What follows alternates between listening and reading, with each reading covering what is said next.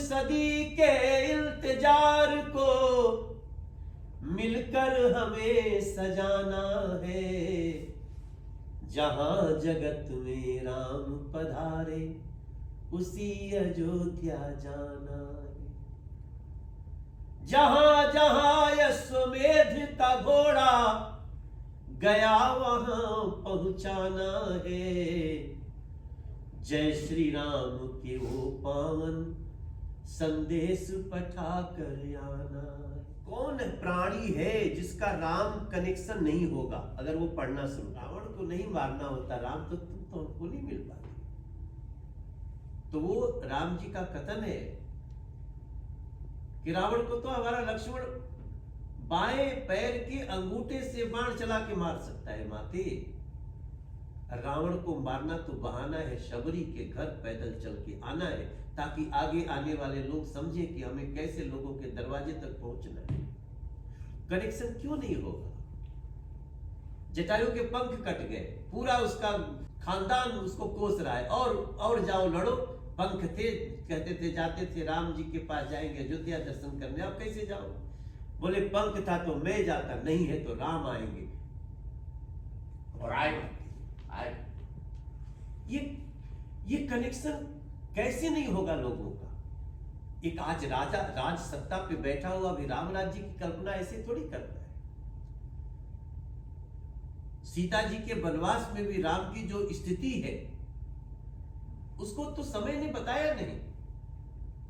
सीता जी जब धरती में समाती हैं तो राम के कष्ट को किसी ने गाया नहीं। राम लौटते रह जाते हैं। उस समय बड़े बड़े ज्ञानियों को राम को समझाना पड़ता है, लेकिन मर्यादा की पालन सब कुछ हुआ है। तो मैं तो राम जी को, राम हर धर्म से ऊपर है। राम तो एक ही धर्म है उनका, मर्यादा मानव धर्म। भगवान को याद करते करते आपके हाथों में भी आंसू हो गया।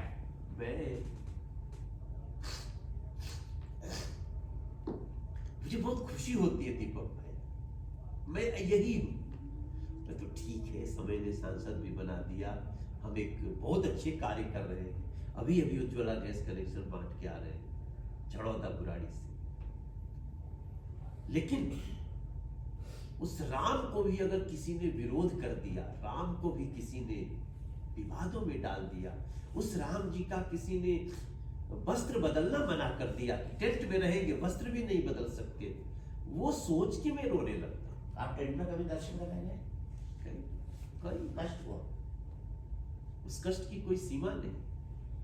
मैं तो 90-91 में भी गया था, कलकत्ता के भगवती प्रसाद चौधरी जी की लाइन गाता हुआ हम लोग जाते थे वहां कि फिर पुकारा अस्मिता ने, लोही तिलक लगाना है, जहां रक्त ने राम लिखा है उसी अयोध्या जाना है। वो भी गाए थे और अब ये भी गाए हैं। 5 सदी के इल्तिजार को मिलकर हमें सजाना है। जहां जगत में राम पधारे उसी अयोध्या जाना है। जहां जहां यश्वमेध का घोड़ा गया वहां पहुंचाना है। जय श्री राम के वो पावन संदेश पठा कर आना है। और मैंने जब महसूस किया, जब मैं मतलब राजनीति कवर करने लगा 1992 से, तो मैंने महसूस किया कि सब राम राज्य की बात क्यों करते हैं। मेरे ख्याल से सामाजिक समरसता का भगवान राम से बड़ा एग्जाम्पल कोई नहीं हो सकता, कोई नहीं हो सकता। शबरी माता के बेर खाए, केवट के साथ नाव में बैठे, मर्यादा के लिए उन्होंने अपने पिताजी के लिए जो है 14 साल वनवास में चले गए। क्यों चाहते तो प्राण जाए पर वचन न जाए, रघुकुल रीत, हमेशा सारी मर्यादाओं का पालन किए हैं। और आप देखें कि जब वो बन जाते हुए, जितने आप बोले ना, निषाद राज से मिलना, केवट से मिलना, माता शबरी से मिलना, तो जब वो वापस आ रहे हैं ना, तो फिर सबको मिल के आए, लेकर के आए अपने पुस्तक विमान में। निषाद राज भी आए, केवट भी आए। तो तो समय के साथ जो कहते हैं ना समरसता, जो समरसता राम जी ने प्रस्तुत की है, उसका तो मिसाल मिलना बहुत ही संभव नहीं है। देखिए यही कारण कई लोग ना सनातन को इसलिए नहीं बढ़ने देना चाहते हैं कि उनको पता है कि जैसे ही बढ़ेगा तो स्वीकार होगा पूरे संसार में, उनकी दुकान बंद हो जाएगी, उनकी दुकान बंद हो जाएगी। इसलिए हम तो किसी धर्म का अनादर नहीं करते, हम सभी धर्मों का, हमारे प्रधानमंत्री जी नरेंद्र मोदी जी क्या कहते हैं, सभी धर्मों का सम्मान करो, क्योंकि यही सनातन धर्म का संदेश है, यही हिंदू धर्म का संदेश है। अगर आप सभी धर्मों का आदर नहीं किए तो फिर आप राम के हुए नहीं। हाँ, राम धर्म का भी सम्मान करिए, सनातन धर्म का भी सम्मान करिए। कई ऐसे लोग हैं बोले सभी धर्मों का सम्मान होना चाहिए, बस सनातन धर्म का अनादर करना। कौन सोच सकता है कि इतना करने के लिए, इतनी साधना के बाद तो 500 वर्षों बाद जो भगवान की पुनर्प्राण प्रतिष्ठा होगी, उसकी तैयारी ऐसे थोड़ी हो सकती है।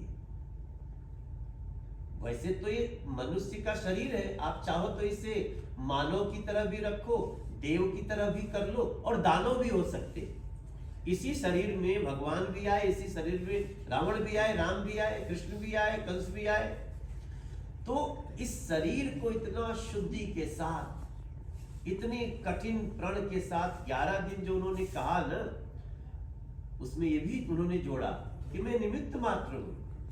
तो अब बारी है हम सब की, हम लोग कैसे मनसा वाचा कर्मणा, हमारी शास्त्र की कि मनसा वाचा कर्मणा हम तैयार हो रहे हैं। धारण कर देखो राम नाम, होता है पूर्ण काम। सीताराम सीताराम सीताराम सीताराम। उन सारी चीजों में मैंने तो कई बार तुम्हें आपको बताऊं दीपक भाई, अब लोग तो समझेंगे कि मनोज तिवारी सांसद है इसलिए बड़ी नरेंद्र मोदी की गुणगान कर रहा है। नहीं साहेब, मैं बहुत पुराना कोई पॉलिटिशियन नहीं हूं, लेकिन महसूस होता है नरेंद्र मोदी जी से मिलने के बाद कि हम किसी देव अंश से बात कर रहे हैं, जो भारत के ऋषि मुनियों के संचित पुण्य का फल है। एक प्रधानमंत्री लोगों के गीतों को आगे बढ़ा देते हैं और सारा दुनिया गाने लगता है कि मेरी झोपड़ी के भाग अब खुल जाएंगे, राम आएंगे। वो कहते हैं दिया जलाना और संदेश तैयारी में कि राम आएंगे तो अंगना सजाएंगे, दीप जला के दिवाली हम मनाएंगे। मनोज तिवारी ना कैसे हर्षाएंगे, ये भारत के भाग अब जाग रहे हैं, राम आएंगे।